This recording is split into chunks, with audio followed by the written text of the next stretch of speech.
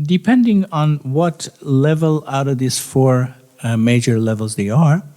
But yes, so the traditional thing is the moment you wake up, there are two attentions, two kinds of attention. One is called constant attention, one is called complete attention.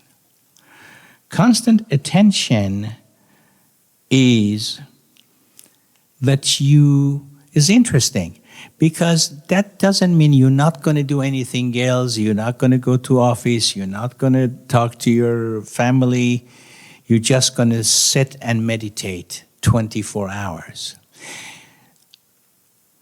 What you can do in constant attention within the Sufi tradition is, while you're going about your natural, normal life, as long as it's legal, licit, ethical. These are very important. Every time you do anything, you have to first ask your question, is it legal what I'm doing? Laws of the land should be respected. Is it licit? Licit is the laws of the religion that you prescribe to. If you're Jewish, if you're Christian, if you're Muslim, if you're Buddhist, Hindu, whatever your religion tells you, you have to make sure you're not going against the laws that you're practicing, right? So, and ethical, is it compatible with world's ethic? Because nowadays, especially nowadays more than ever, we have reduced to a global village.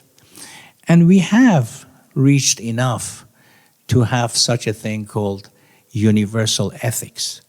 So what the whole world consider good, take that into account. So it's a combination of laws of the land, laws of the religion, and global ethic.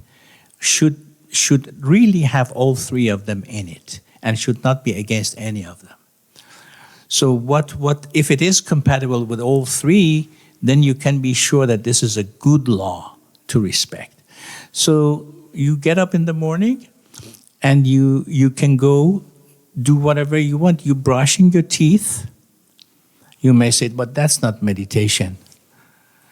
Yes, it's not meditation unless you say, this body is a temple for my soul, and the Creator gave this body to me, is loaned to me. I have to take good care of it, like I say, respect for the world, respect for minerals, vegetables, respect for my body. I am taking good care of it as long as I have the custody, and responsibility to take care of this beautiful body, which is a temple where my soul resides in it. So that, and you're brushing, but you're thinking about the divine realm. That becomes a meditation.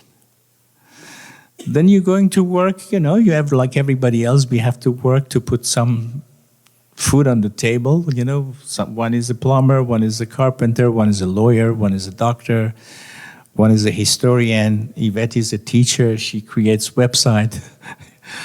I am a micromechanical engineer. I do music for my heart. So we all do something, whatever it is, as long as it is not against the ethic, that job is respectful. Again, you do it, but with the connection with the divine. Because God is not like God, or again, when I say God, I have explained several times, whether you want to call it the divine, the God, Mother Nature, generator, whatever that brought us from nothingness to existence, that power, whatever name you want to call that. You don't have to have a physical connection. That power has a flux that wraps around the entire, not only you, not only our little planet, which is smaller than a speck of dust in our galaxy, And our galaxy, our whole galaxy is smaller than a speck of dust in universe. And universe says, and there is cosmos and all that, and goes on and on and on. Like Rumi says, I become something that even your imagination cannot reach.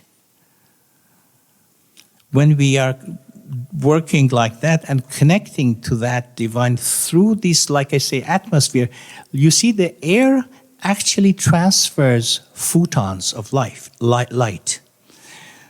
Everything that is around us also transfers, connect us to the divine. This is how anything can be in constant contact with God through the Sufism. Animals, minerals, vegetal. God doesn't have to be, physically, personally, but everything is just like a wire connected. So this is called constant attention. Whatever you're doing, you're saying, I am being seen. God knows me, sees me, hears me, even hears my thoughts. What I say, what I decide to look at, what I decide to listen to, what I occupy my brain and my mind to focus on the thoughts. Everything is transparent to the divine. So as long as you feel yourself, I am being watched, that is constant attention. Now, complete attention is even harder.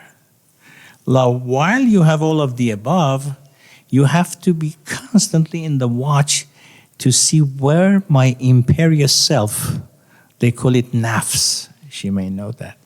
Nafs means the animal self.